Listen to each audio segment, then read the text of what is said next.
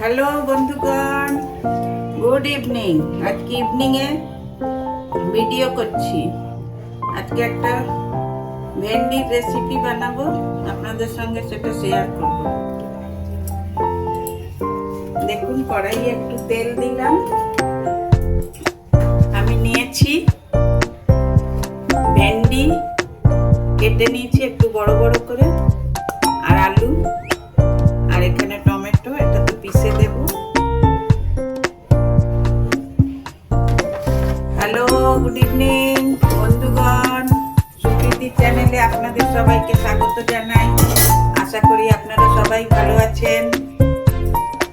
আপনারা কে কেমন আছেন অবশ্যই জানাবেন কমেন্ট বক্সে। দেখুন,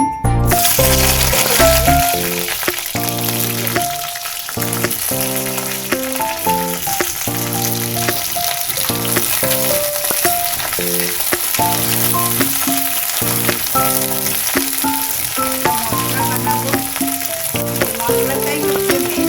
দেখুন, একটু নিয়েছি ধনে, এখানে নিয়েছি 4টে গোলমরিচ, এখানে একটু জিরে, একটু সর্ষে, 2টো শুকনো লঙ্কা, আপনারা নিজেদের ইচ্ছার মতন ঝাল দেবেন, আর ছোট্ট একটা পেঁয়াজ, আর 4 কোয়া রসুন, আর একটু আদা, আর এই টমেটোটা ওর সঙ্গে বেটে দেবেন। আপনারা যে যেমন ঝাল খাবেন সেই হিসাবে দেবেন। যদি বেশি ঝাল খান তো আপনি লঙ্কা দিতে পারেন। এবার আমি এগুলোকে ভালো করে পেস্ট করে নেব। ভেন্ডিটা ততক্ষণ ভাজা হোক, একটু পেস্ট করে নেব।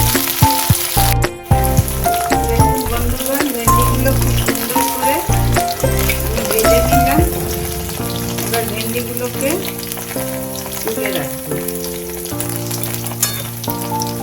ভেন্ডিগুলো খুব ভালো করে ভেজে নিয়েছি, খুব লাল লাল করে ভাজিনি, একটু জাস্ট ফোলা ফোলা মতন হয়েছে, ভেজে নিই। এবারে আলুগুলোকেও একটু ভেজে নেব।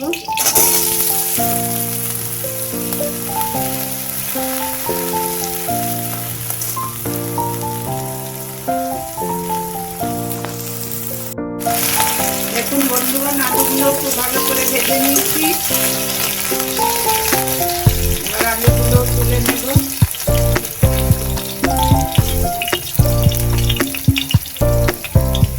কোনো ফোড়ন টোড়ন কিছু দেওয়া নেই,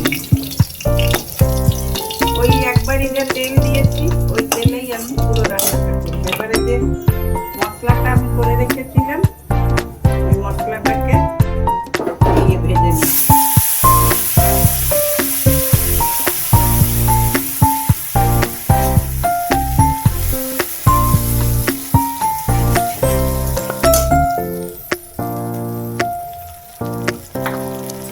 মশলাটা তেল ছাড়া পর্যন্ত ভাজবো, যতক্ষণ না তেলটা ছেড়ে দিচ্ছে। আর আমি মশলাটা একটু হলুদ দিয়ে দিচ্ছি, কেননা আলু ভেন্ডি ভাজার সময় নুন হলুদ কিছুই দিইনি। এবারে আমি নুনও দেব, আর মশলাটায় আমি হলুদ দিয়ে দিয়েছি।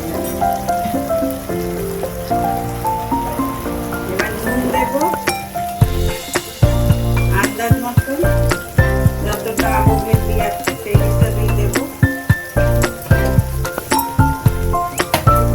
দিয়ে এটাকে ভালো করে মশলাটাকে ভেজে নেব।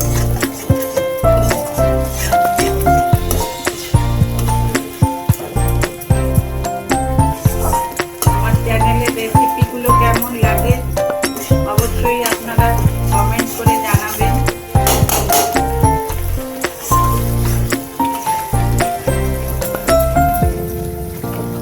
তবে বুঝতে পারবো আমার কোন দিকে ভুল হচ্ছে, কোন দিকে ঠিক হচ্ছে। যদি আপনারা এতে আরো কিছু অ্যাড করার মনে করেন তাহলে আমাকে অ্যাডভাইস করবেন, এরকম ভাবে একবার বানিয়ে দেখবো কেমন হয়।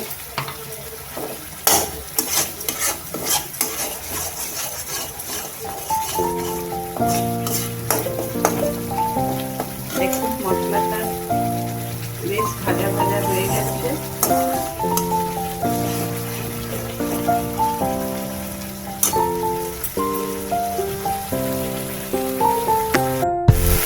দেখুন বন্ধুগণ, মশলাটা পুরো তেল ছেড়ে দিয়েছে।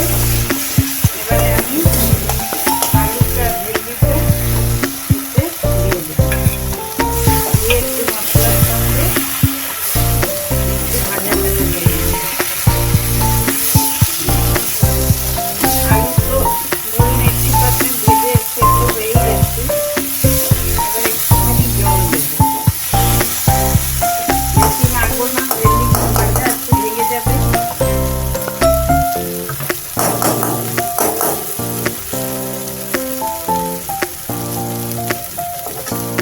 এবারে একটু জল দিয়ে দেবো, মিক্সির পটটা ধুয়ে জলটা দিয়ে দেবো, বেশি জল দেবো না।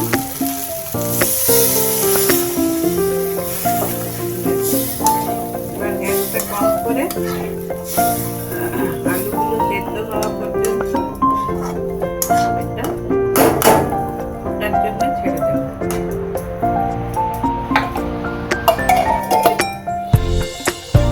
এই দেখুন বন্ধুগণ, হয়ে গেছে আমার তরকারি। এরপরে আপনারা এতে ধনে পাতাও দিতে পারেন, গরম মশলা দিতে পারেন, আমি ওইসব কিছুই দিইনি। আপনারাও একবার বানিয়ে খেয়ে অবশ্যই দেখবেন। একটু ঝোল ঝোল রেখেছি, রুটির সঙ্গে একদম শুকনোটা এরা খেতে পারে না, একটু ঝোল ঝোল তরকারি চাই। আপনাদের যদি আমার রেসিপিটা ভালো লেগে থাকে তাহলে অবশ্যই একটা লাইক, শেয়ার আর সাবস্ক্রাইব করে দেবেন। Thank you, by.